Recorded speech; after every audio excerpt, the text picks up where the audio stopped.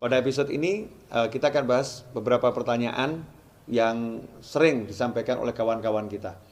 Permasalahan wudhu tanpa busana. Jadi orang wudhu dalam keadaan tanpa berbusana atau dalam keadaan telanjang. Tentunya di kamar mandi ya.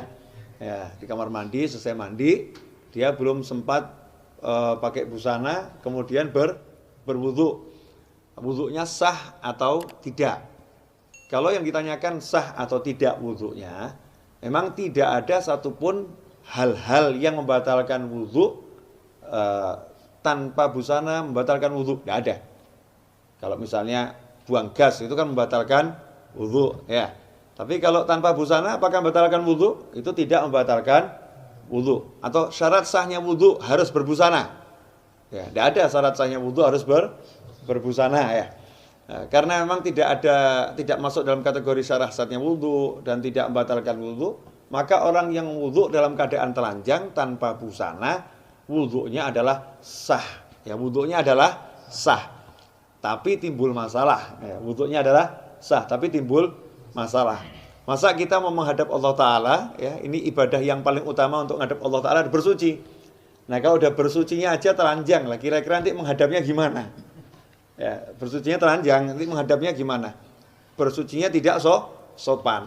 Tapi nanti kalau saya mesti didebat oleh diri kita sendiri. Nanti kalau nunggu pakai pakaian, akhirnya jadi malas wudhu, akhirnya tambah nggak sholat, tambah begini dan lain sebagainya. Ya, sederhana saja.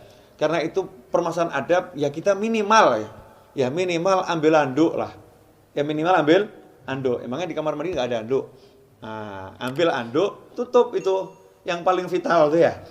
Tutup pakai anduk, kemudian berwudhulah. Ini dari sisi adab. Apalagi kalau bisa ganti dulu sampai sempurna, betul-betul dia niat mau ibadah, karena wudhu ini adalah ibadah. Wudhu ini adalah ibadah. Kalau dia niat dengan sungguh-sungguh menghargai Allah Ta'ala, maka nanti ibadahnya akan semakin bermakna. Wa man yu'azzim syairallahi fa innaha min taqwal qulub. Siapa yang mengagungkan syiar-syiar Allah itu muncul dari hati yang bertakwa. Artinya, meskipun wudhunya sah, tapi wudhunya kurang sopan. Nah, biar sopan, maka ia berbusana. Kalau belum sempat berbusana, minimal yang paling vital ditutup dengan handuk atau apapun ya. Meskipun itu di kamar mandi ya, tempat yang tertutup. Kalau Sayyidina Utsman bin Affan radhiyallahu anhu bahkan mandi tetap dengan busana. Sayyidina Utsman bin Affan itu mandinya dengan busana. Kalau orang jadul dengan kembenan ya. Ya, orang jadul kalau mandi tidak telanjang, mandinya aja tidak telanjang. Orang Jawa dulu masih pakai jari, masih pakai pakaian sampai sedada ya, meskipun sedada karena rasa malu yang luar biasa. Al-haya'u minal iman. Nah, kalau sekarang ini dikatakan rasa malu itu bagian daripada iman. Sekarang jangankan wudhu ya, mau masuk kamar mandi aja udah telanjang duluan. Nah, mau masuk kamar mandi udah telanjang duluan, di kamarnya nggak ada orang, udah lepas-lepas di itu masuk kamar mandi.